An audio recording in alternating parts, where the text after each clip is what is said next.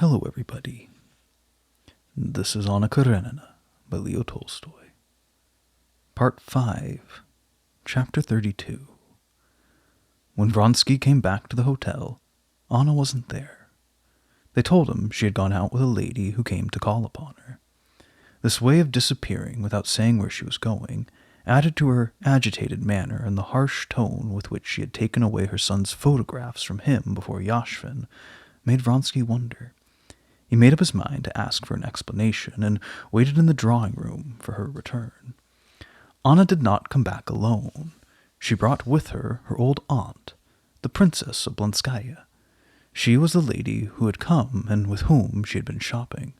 Without noticing Vronsky's uneasy, questioning manner, Anna began to talk gaily about the purchases she made in the morning.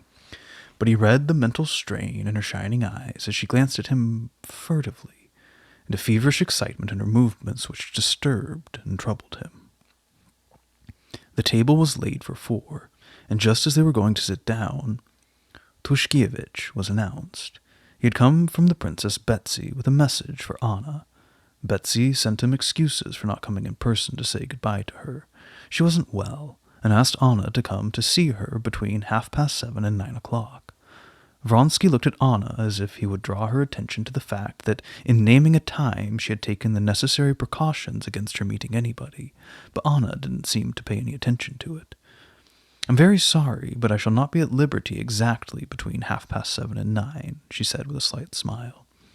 "The princess will be very much disappointed, and so shall I. I suppose you're going to hear Patti," said Tushkievich. "Patti? You give me an idea. I would go certainly, if I could get a log." "I can get you one." "I should be very much obliged to you," said Anna. "Da, but won't you dine with us?" Vronsky shrugged his shoulders slightly. He didn't know what to make of Anna. Why had she brought home the old princess, and why was she keeping Tushkievich to dinner, and above all, why did she ask him for a box? Was it to be thought of for a moment that she, in her position, could go to the opera on a subscription night, when she would meet all her acquaintances there? He looked at her seriously, but she responded with a half-despairing, half-mocking look, the meaning of which he couldn't understand. All through dinner, Anna was very lively, and seemed to flirt first with Tushkievich, and then with Yashvin. When they rose from the table, Tushkievich went to engage a box, and Yashvin went downstairs to smoke with Vronsky. After some time, the latter came upstairs again and found Anna in the light silk dress brought in Paris. It was trimmed with velvet and had an open front. On her head she wore costly white lace, which set off to advantage the striking beauty of her face. "Are you really going to the theater?" he asked, trying to avoid looking at her. "Why do you ask me in such a terrified way?" she replied, hurt because he didn't look at her. "Why shouldn't I go?" She didn't seem to understand the meaning of his words. "Of course, there's no reason for it," said he, frowning. "It's exactly what I said," she replied, not wishing to see the sarcasm of his remark, and calmly putting on a long perfumed glove. "Anna, for heaven's sake, what's the matter with you?" he said to her, trying to bring her to her senses as her husband had more than once done in vain.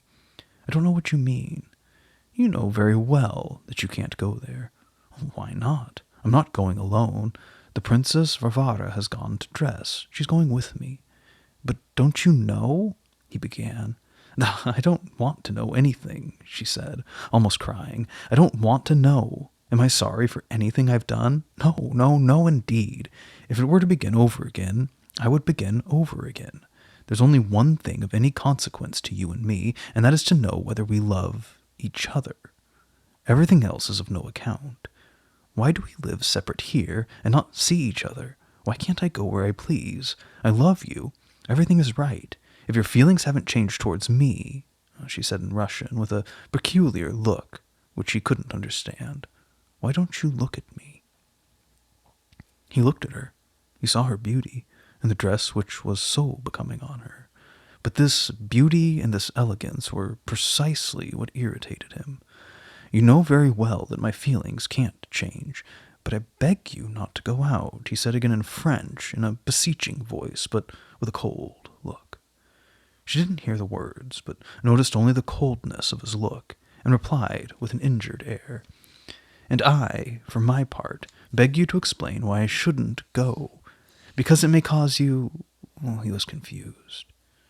"I don't understand at all. Tuskevich n'est pas commentant, and the Princess Varvara is no worse than anyone else. Ah, here she is,